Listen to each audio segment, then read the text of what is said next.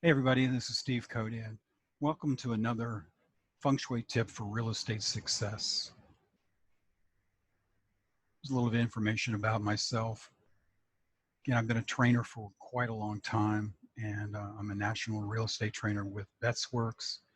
There are a lot of different things that have come into play for my use of Feng Shui, and I really want to be able to give some tips to you so you can sell your houses a lot faster.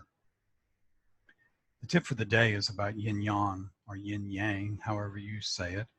And this is where the environment needs to have the correct mix of dark to light.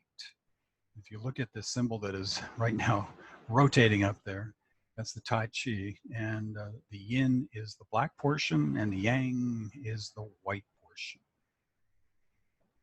Now, yin yang is a whole, okay? It's a whole circle. But one side or the other can sometimes actually get out of whack or get to be an extreme. So it can exist and can be complete, but it can only be complete with the other portion. So when one increases or decreases, the other one is affected sometimes really adversely. So we want to take that into account. And with respect to real estate, this theory of yin yang really has a lot to do with the lighting of your listings, the lighting of your houses. So we want to make sure that if it has an imbalance, it's not used correctly, that we correct it. It can be a real problem. So the theory is there's got to be places of darkness in order to totally comprehend and appreciate places of light.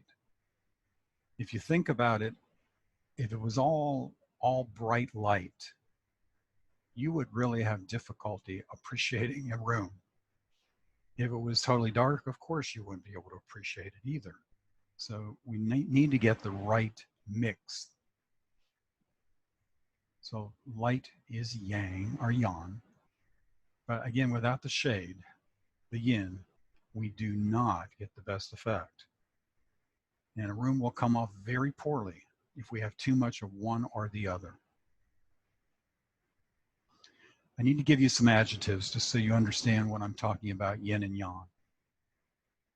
These are adjectives for yin, and all of them are definitely acceptable adjectives for it, but I highlighted 3 of them. So to make it a little bit simpler, I highlighted dark, passive, and sleep, okay? And maybe you can understand that bedrooms and bathrooms, and in some degrees even a library, would be more of a yin room, whereas yang or yang rooms, and I'm highlighting light, active, wakeful, are more social rooms, rooms like a living room, a den, or a kitchen, or a dining room even. So bad lighting, I promise you, really hurts the potential of an environment, really hurts the potential of you getting an offer on your listing.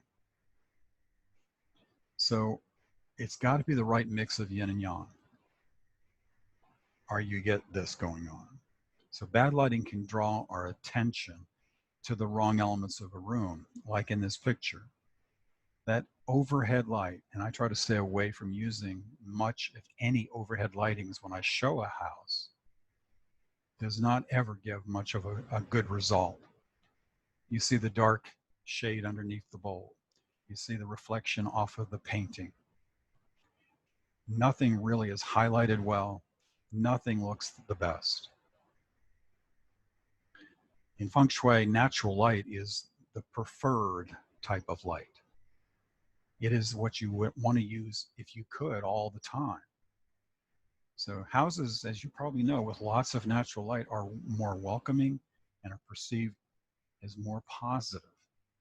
So I know you also run into clients that have this thing about keeping their curtains, their blinds shut, but they have got to be trained at this point not to do this when they're selling.